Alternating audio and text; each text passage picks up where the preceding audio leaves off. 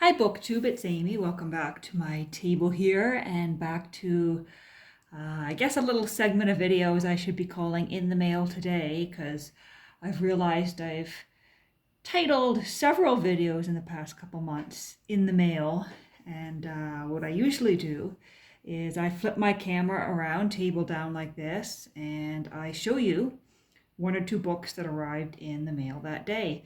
And today we have one book. I actually ordered, I think it was two or three by this author, so perhaps I went a little bit overboard, but I found them and they were a good price. And so I ordered a couple at once because they all interested me. But what I was doing is recently I was reading a volume, I think it was End Papers by A. Edward Newton.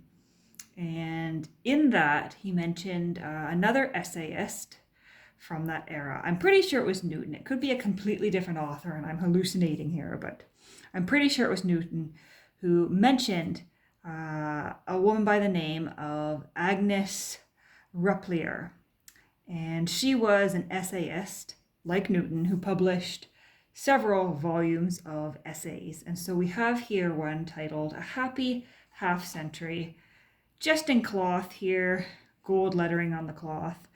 Dust jacket is long since missing. We've got, I think it's more wear as opposed to staining on the spine here. It looks as though the color has just worn off in a couple of areas.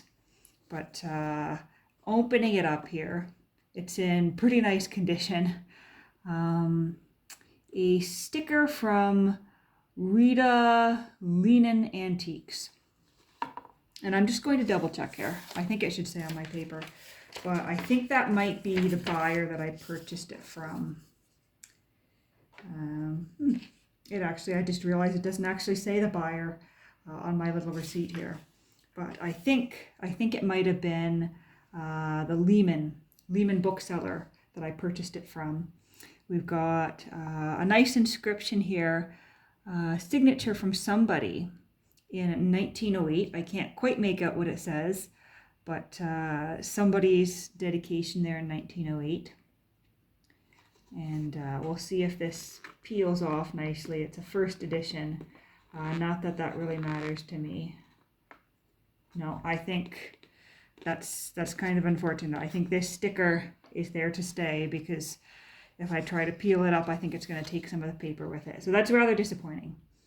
I don't like when the booksellers put stickers in their books because it sort of spoils things, and it's stuck there. Because I don't think that's coming off at all. Or maybe it is. Nope, that's just going to tear. And I think my camera just shifted a bit.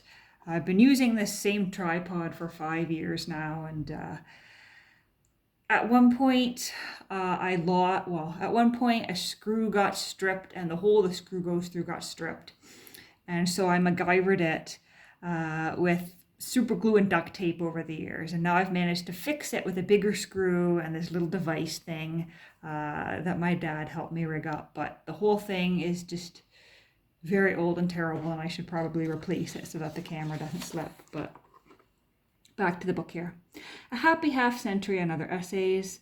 We've got a list of other works by the author, published by Houghton Mifflin Company in Boston and New York.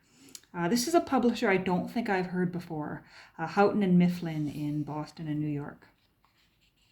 Well, the paper's so crisp still. It feels like it wasn't really read in its time. And so we flip our way to the table of contents here. We have A Happy Half Century, The Perils of Immortality, When Lalla Rookh Was Young, The Correspondent, The Novelist, On the Slopes of Parnassus, The Literary Lady, The Child, The Educator, The Pietist, The Accursed Annual, or Accursed Annual. Sorry, I'm reading this table of contents sideways here so that it's right side up for you. Our Accomplished Great-Grandmother and the Album Amicorum. And it was specifically the one titled The Literary Lady that I'm actually here for, that I purchased it for. And so yeah, this is really crisp and I can feel it. I can feel that either someone read it very carefully or they didn't read it at all. That feels a bit like it's been open. So maybe somebody just popped in for the educator. But let's try to find the literary lady here. Here we go.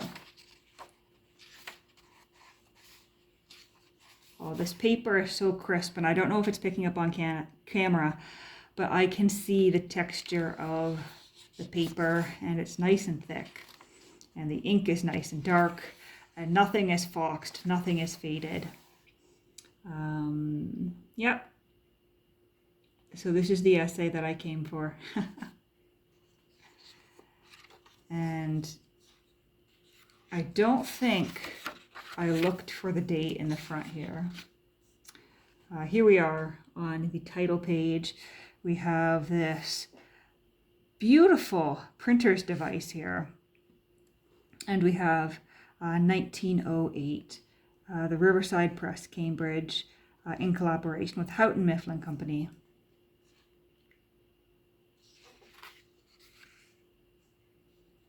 Dedicated to William White. So this is lovely. I am looking forward to diving into a woman essayist because I've read several of her male contemporaries, but it will be interesting to dive into a woman who is writing on similar subject matters around the same time period of my much beloved A. Edward Newton. So that is what is in the mail today.